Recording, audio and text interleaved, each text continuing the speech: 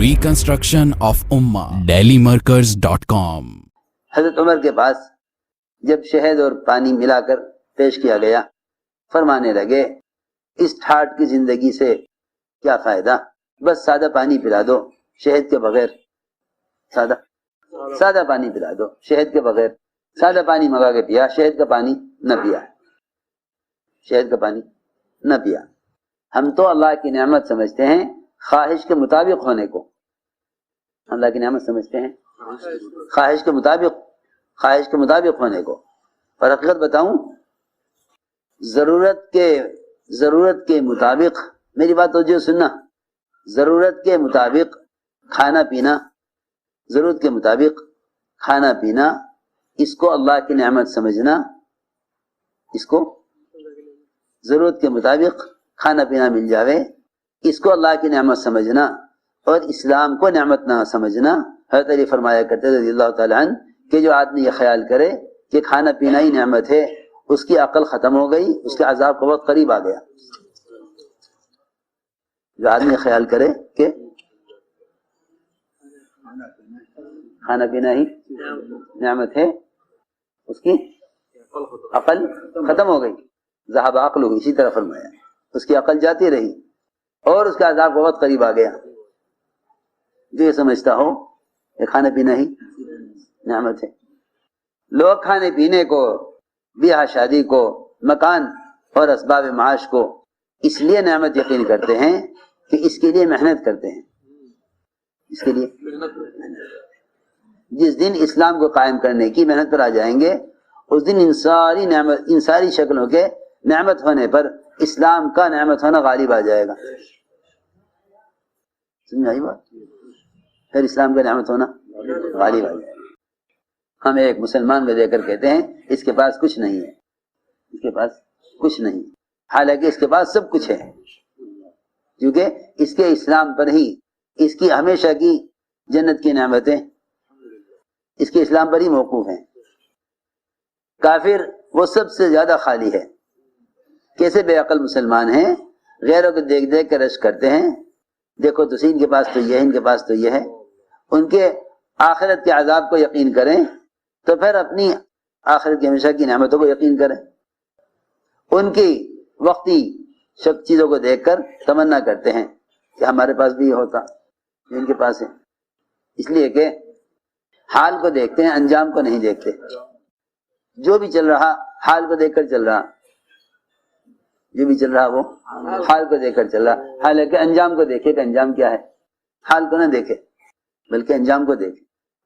اگر براہ راست مسلمان دین کو قائم کرنے کے لیے اپنی جان کو تھکاوے تو اللہ رب العزت اس پر اسلام کا نعمت ہونا اس طرح کھول دیں گے جس طرح یہ دنیا کی چیزوں کے حاصل ہو جانے کو نعمت سمجھتا ہے، اس طرح یہ دنیا حاصل ہو جانے کو نعمت سمجھے، نعمت مل گئی۔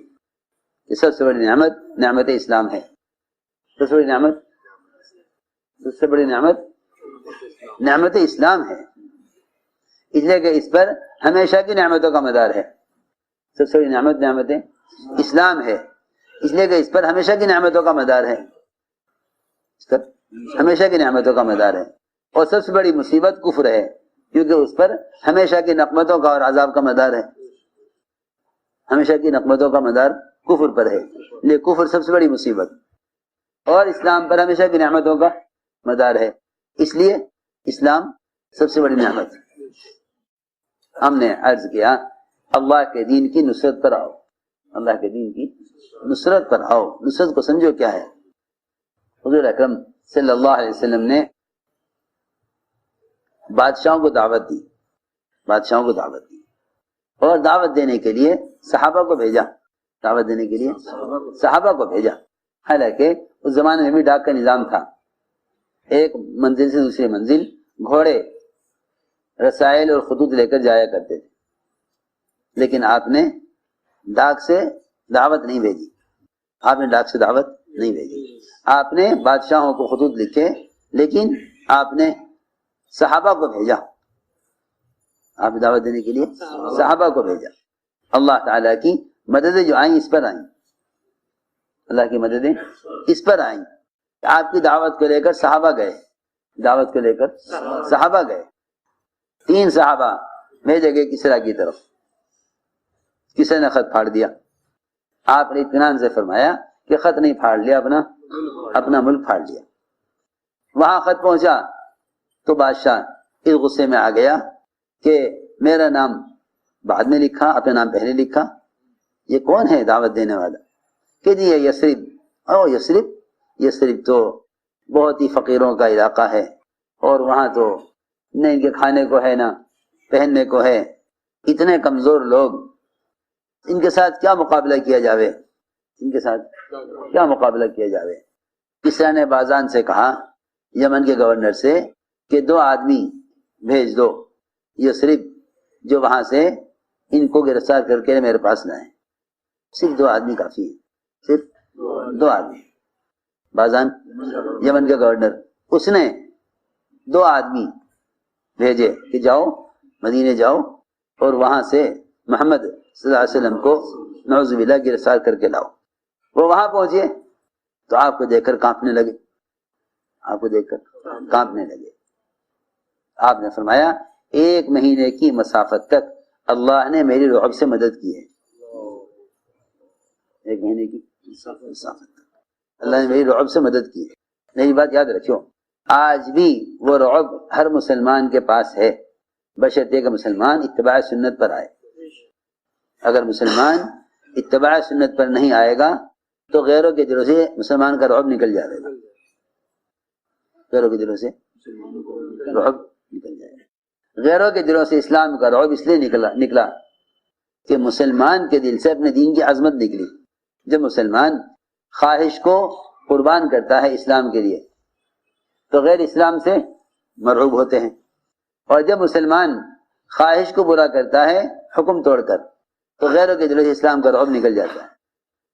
اس زمانے میں مسلمان اتنی غلط سوچ پر ہے، وہ سمجھتا ہے کہ غیر ہم سے جب متاثر ہوں گے، جب ہم فنون میں غیروں کے مقابل ہو جائیں گے۔ میری بات بہت توجہ چاہے گی، اس زمانے کے مسلمانوں کی سب سے بڑی بے عقلی ہے یہ کہ غیروں کے فنون سیکھو تاکہ پھر ہم ان کو اپنے فنون سے متاثر کریں۔ اگر فنون سیکھ کر غیروں سے مقابلہ کرو گے تو پھر باطل کا مقابلہ باطل سے ہوگا، جہل کا مقابلہ جہل سے ہوگا، جہل کا مقابلہ جہل سے ہوگا۔ یہ اس زمانے کے نایا ذہن رکھنے والے مسلمانوں کی انتہائی غلط سوچ ہے، انتہائی غلط سوچ ہے۔ بڑے بڑے پڑھے لکھے سمجھدار ذی علم وہ یہ ذہن رکھتے ہیں کہ تم غیر سے کے فنون حاصل کرو، اس میں کمال پیدا کرو، پھر جب تم ان کے سامنے جاؤ گے تو تم سے متاثر ہوں گے۔ بالکل غلط خیال ہے، یہ صحابہ کی سیرت اور محمد صلی اللہ علیہ وسلم کی سیرت کے خلاف ہے، یہ سوچ آپ کی سیرت کے خلاف ہے، یہ سوچ آپ کی سیرت کے بالکل خلاف ہے۔ تم سارا اٹھا کے دیکھ لو صحابہ کی سیرت کو۔ عبدالرحمن بن عوف رضی اللہ تعالیٰ نے کہا، مومنین آپ ملک شام آئے ہیں، یہاں کی بڑی بڑی فوجیں آپ کا استقبال کر رہی ہیں، آپ کپڑا کرتا بدل دیجئے، 12 پیوند میں دیکھ رہا ہوں آپ کرتے میں لگے ہوئے ہیں، یہ موقع ذرا اچھے کپڑے پہننے کا ہے تاکہ یہاں کے لوگ آپ سے متاثر ہوں۔ اے عبدالرحمن، اگر کرتا بدلنے کا مشورہ تیرے علاوہ کوئی اور دیتا تو میں سوچتا بیچارہ تبلیغ میں نیا آدمی ہے، نئے لوگ ایسی سی باتیں کرتے ہیں، مگر تیرا سے ایسا پرانا آدمی کرتا بدلنے کو کہہ رہا، مجھے اس پر تعجب ہے۔ مومنین بس ہمیں شرم آئے گی، لوگ کہیں گے لو بھئی ان کے امیر ہیں، اتنے پیون لگے ہوئے کرتوں میں۔ جب زیادہ اصرار کیا تو عمر رضی اللہ عنہ نے کرتا بدل دیا، پہنتے ہی اتار دیا کہ نہیں جلدی واپس لے لو، میرا وہی کرتا دے دو، مجھے اس کرتے کے بدلتے ہی اپنے دل کی کیفیت بدلتی محسوس ہو گئی، مجھے میرا وہی کرتا دے دو، مجھے وہی کرتا دے دو۔ پھر کہا اچھا مومنین ایک درخواست تو قبول کر لیں، وہ یہ ہے کہ آپ اپنی سواری چھوڑ کر یہاں کا جو قیمتی ترکی گھوڑے ہیں ان پر آپ سوار ہو جائیں، یہ تم اتنی بات مان لیں۔ عمر رضی اللہ تعالیٰ عنہ جیسے ہی ترکی گھوڑے پر بیٹھے کہنے لگے کہ سنا تو بہت تھا شیطان پہ شیطان سوار ہوتا ہے. آج دیکھا کہ شیطان پر کیسے سوار ہوتا ہے. اس پر بیٹھتے ہی مجھے اپنے اندر کبر محسوس ہوا. نہیں، میری وہی سواری لاؤ کہ کبر محسوس ہوا اس پر بیٹھتے ہی. ہماری وہی سواری لاؤ. میرے دوستو عزیزو، میں یہ اس لیے کہہ رہا تھا کہ اس زمانے کے لوگوں کا یہ غلط خیال ہے کہ اگر تمہیں غیروں کو متاثر کرنا ہے تو پھر تمہیں چاہیے کہ ان کے فنون سیکھو تاکہ وہ اس سے متاثر ہوں.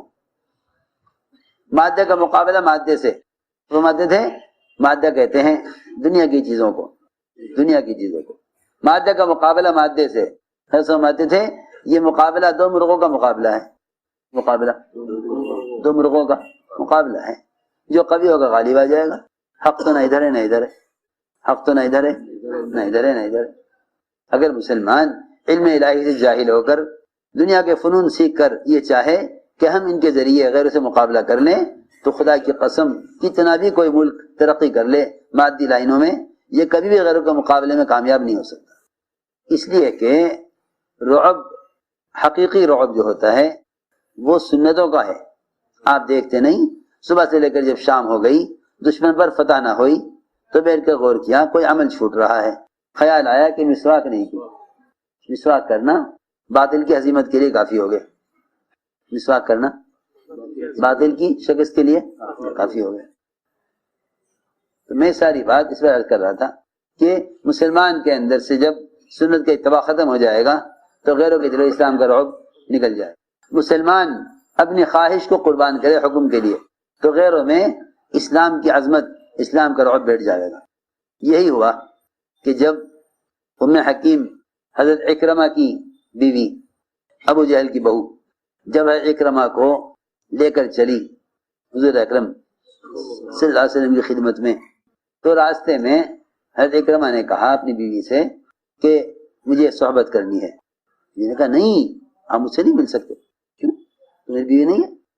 میں آپ کی بیوی، لیکن حالانکہ عورت میں خواہش مرد سے زیادہ، مگر بیوی نے کہہ دیا نہیں، آپ مجھ سے مل نہیں سکتے. یہ کیا بات ہے، کیوں نہیں مل سکتا جب تو میری بیوی ہے؟ یعنی بات یہ ہے کہ جب تک تو اسلام نہیں لائے گا تو مجھ سے نہیں مل سکتا. اتنی سی بات ذریعہ بنی ہے اکرمہ کے اسلام میں آنے کی. ابو جہل کے بڑے اسلام لائے، اس پہ لائے کہ بیوی نے صحبت سے منع کر دیا، آپ نہیں مل سکتے. کیا آخر وجہ کیا ہے؟ مجھے وجہ بتا کہ وجہ صرف اسلام ہے. وجہ صرف اسلام ہے. اسلام لے آؤ، مل لو. تو اکرمہ نے اس پر یہ کہا کہ اگر اسلام لائے بغیر مجھ سے نہیں مل سکتا پھر تو یہ مذہب کوئی بہت ہی اونچا مذہب ہے. یہ مذہب بہت اونچا مذہب. السلام علیکم. اگر اس ویڈیو سے آپ کے ایمان کو تازگی ملی ہو تو لائک اور شیئر ضرور کریں اپنے ساتھیوں اور دوستوں کے ساتھ. اور ہاں، ایسی ہی ایموشنل شارٹ کلپس کی نوٹیفیکیشن پانے کے لیے دہلی مرکز یوٹیوب چینل کو سبسکرائب کریں اور بیل آئیکن کو دبانا نہ بھولیں.